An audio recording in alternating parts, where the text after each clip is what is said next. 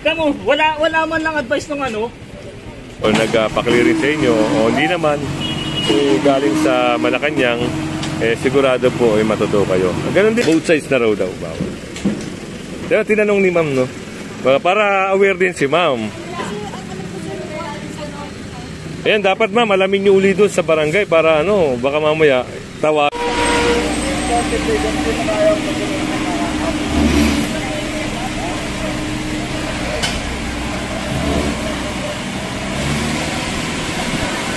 Sir, taga barangay Bahay Toro. Ito sir, mga dayo lang talaga. Dati nung kapitbahay natin na dito. taga rito.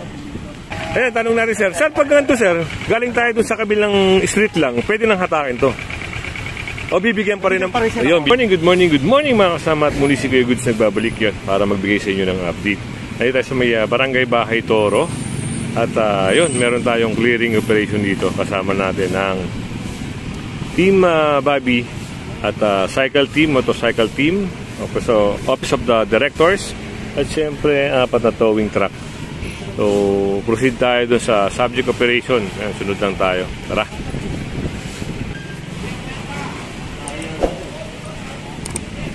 Kaya, pero hanggang ngayon kasi wala pa yung ano, yung may-ari nito.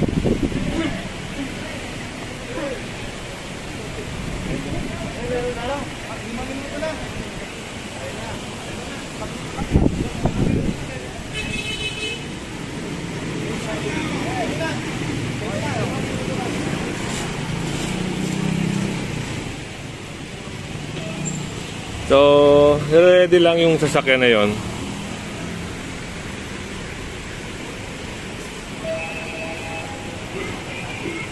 Ready lang yung tow truck. Parang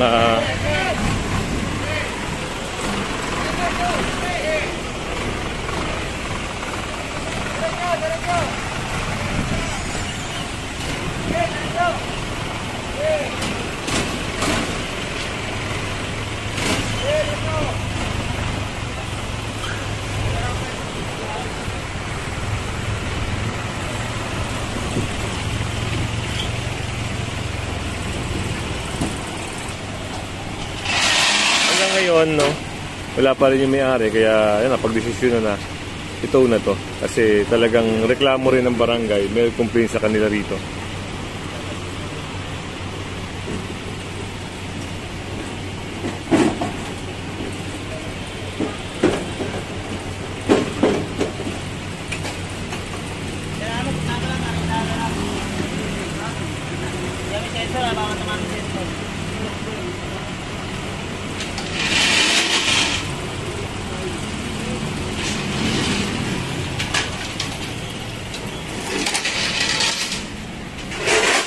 Maano ngayon yung panahon, maulan-ulan.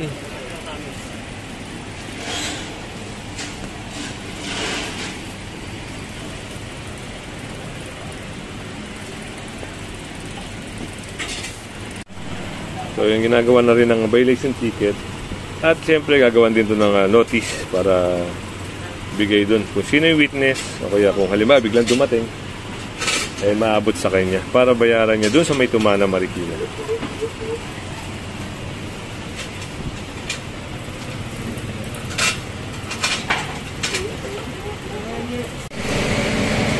Ayun, ginagamitan na ng winch, yun. Hinahatak na ng winch.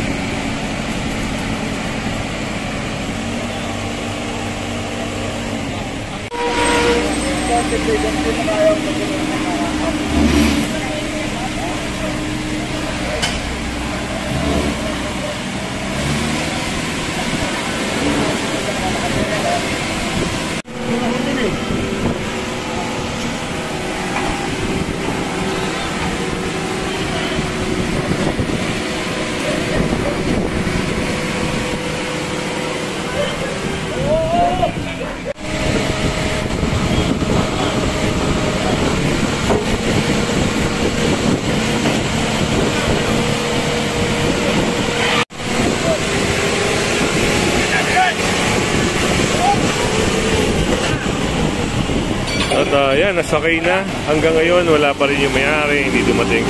Yung isang sasakyan, natikitan naman.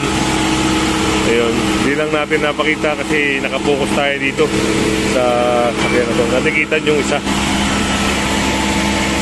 Pero nagsabi sa atin, no, mga residente rito na asar daw sila pag may mga nakapark. Kasi biruin nyo, ito corner from doon sa lugar na yon.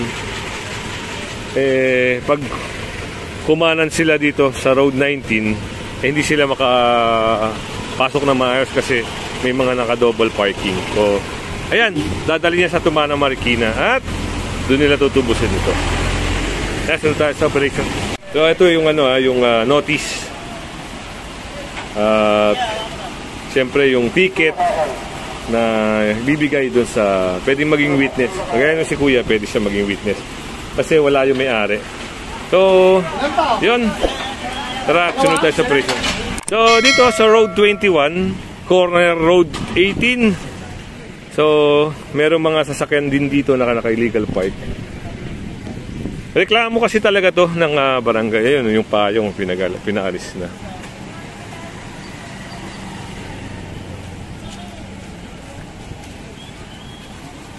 Yan. Ito yung mga nirereklamo.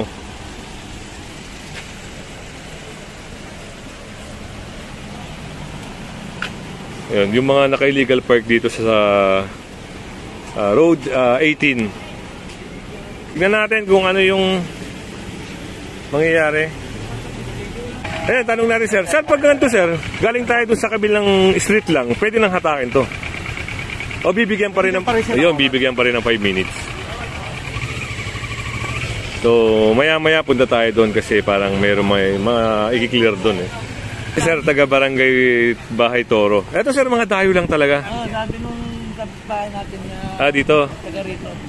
So, Mga taga rito rito. Oo, hindi pala sila mga taga rito kaya malaya sila nagpa-park. Ang problema sir, ito ay reklamo. Mga taga barangay na rin nagreklamo, ganon. O yun.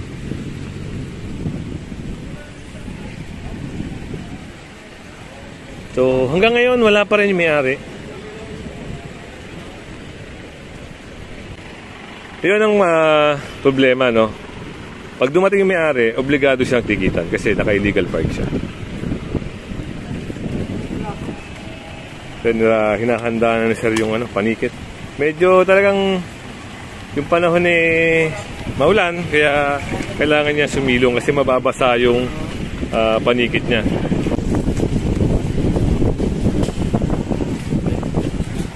So, may go signal na naka 5 minuto na rin. Ito, tignan natin to.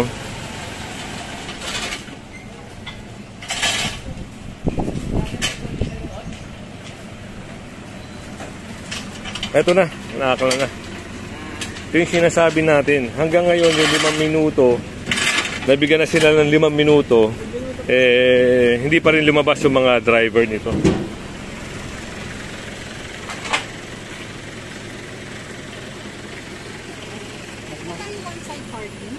One side po ma'am, dito po yung dito po. Dito sa kabila. Kabilaan po bawal.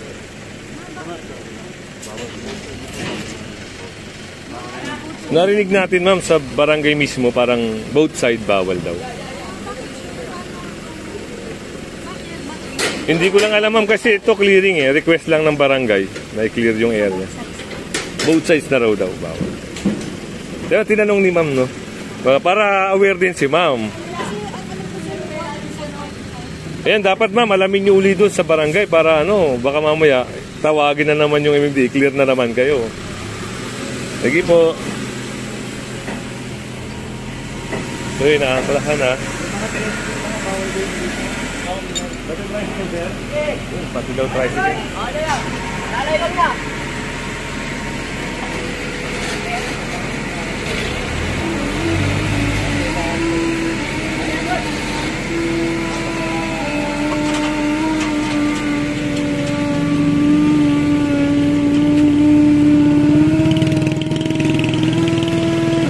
Ulitin natin, lagi natin i-remind, kahit po kayo ay nasa tapat ng bahay nyo pero walang ordinansa ng barangay, huwag po kayong basta-basta magpa-park dahil pag na-request po yan yung lugar nyo ng clearing at barangay mismo ang nag-suggest o nagpa-clearing sa inyo o hindi naman galing sa Malacanang, sigurado po ay matuto kayo. Ganun din po dito, dadalhin ito sa Dumana, Marikina para doon yung tubusin. Dala lang kayo ng valid license at valid ORCR at syempre pambayad para nga dito. Ayan, si sir na rin ang gagawa ng violation niya. Tapos gagawa niya ng mga taga-towing ng notice or checklist. Tapos yun, kung sino man witness kasi wala yung driver, hindi dumating, kaya pwede silang iiwan doon at pwede silang magtanong-tanong. Yan, sa mga kababayan natin na hindi alam, ganito po, no? Pag halimbawa yung sasakyan nyo ay nalaman nyo na nalaman nyo na impound o kaya wala sa lugar kung saan kayo nagparada, magtanong-tanong kayo sa paligid, no? May mga witness dyan para naman may information kayo kung saan dinala. Makikita nyo, ibibigay sa inyo yung papel na galing ng towing services. Yan.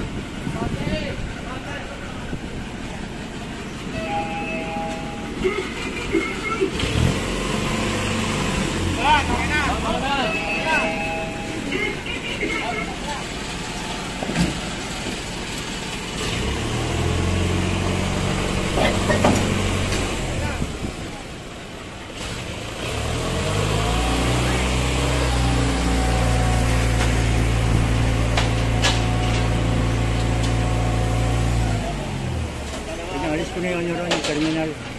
Sir, yung terminal doon? Bawal din doon, wala rin daw terminal doon. So, bawal din daw.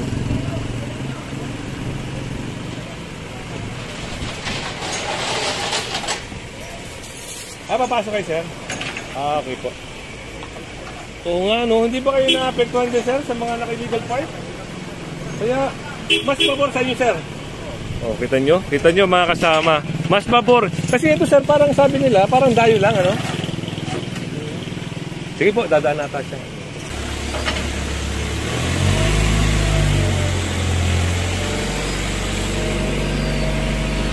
Ang klase sa ilalim, no?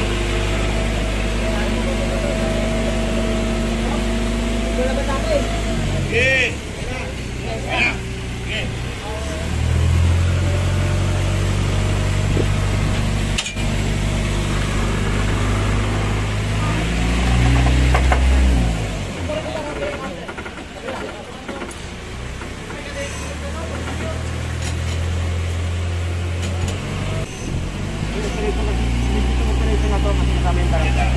Baka nakapulis sa kami sa video.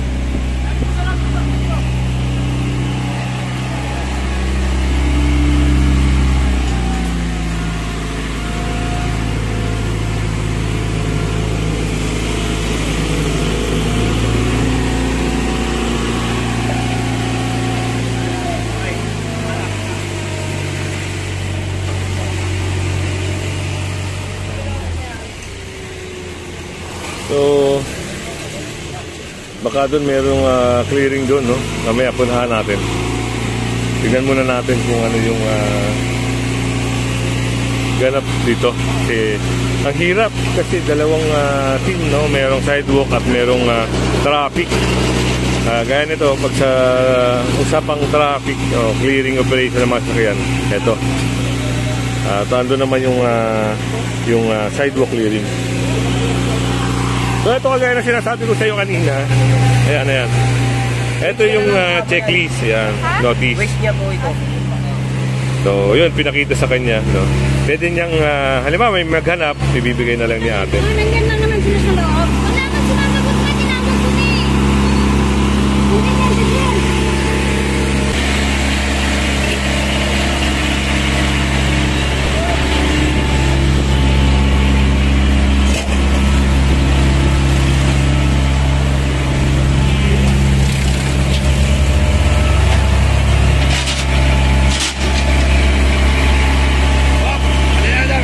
So, yun na.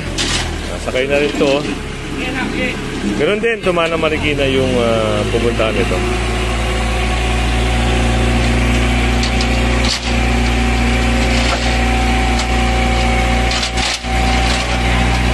So, yung notice na kay ate na. Siya na yung mag-aabot dito sa Maruna sasakyan. Ayun.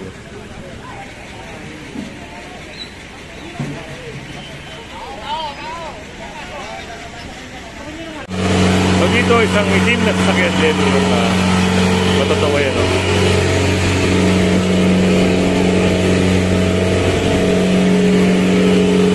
Dahil sa kainan.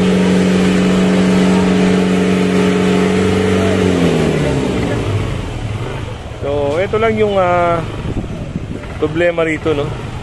Pinaparada nila na hindi nila tapat, naka-illegal parking sila, kaya yung mga residente nagreklamo. Yan, Tumana Marikina, lagi natin sinasabi sa Tumana Marikina ang dala nito.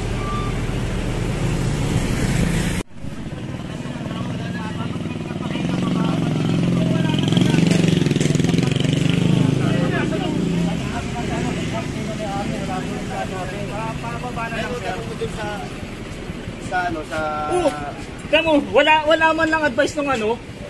Kumakato kami dyan kanina. Wala sir. Ngayon lang na lang ano. Ano mo dun sa babae? Kanina pa kami katok ng katok. Ay, naku, mahirap tong ginagawa. Ay, naku, hindi nyo lang binato. Kinatok ko na, tatanong ko po yung kapitbahay. Hindi, bakit yung kapitbahay? Hindi naman sila may-ari. Pinakatok lang namin kayo. Andyan nga ako. Ay, po kami kayo nalaman. wala man lang kayong advice. May parking yan, no? Parking sa isang yan. Andyan na nga po, akin po mga ay, tanong niyo nga po dun sa babae. 10 minutes. Pwede sana ang pangilihan. Kapit ko wala nga po tayo. Nandito kayo na pwede naman. Ano po sa itong dadalhin? Hindi na. Mariting nga tumana po. Ay, malabo yung sir. Dapat ang advice, sir. Kasi naka-one-side parking dito, sir. In-advise naman nila yan. Ano po ng barangay, sir? Both sides ng parking. Tumawal po ang nakapag. So dito, yan isang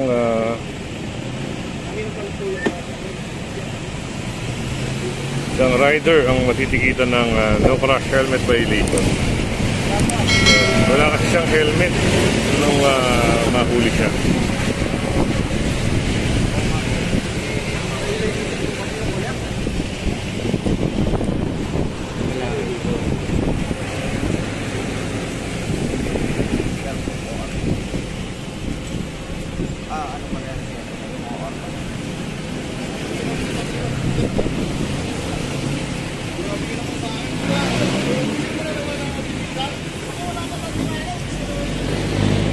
So yun na, nakikuya na yung violation ticket niya at babayaran niya lang yan sa Bayad Center. So, saan siya malapit? At pwede rin sa GCash, no? Madali lang sa GCash kung gusto yung magbayad. Napakadali lang.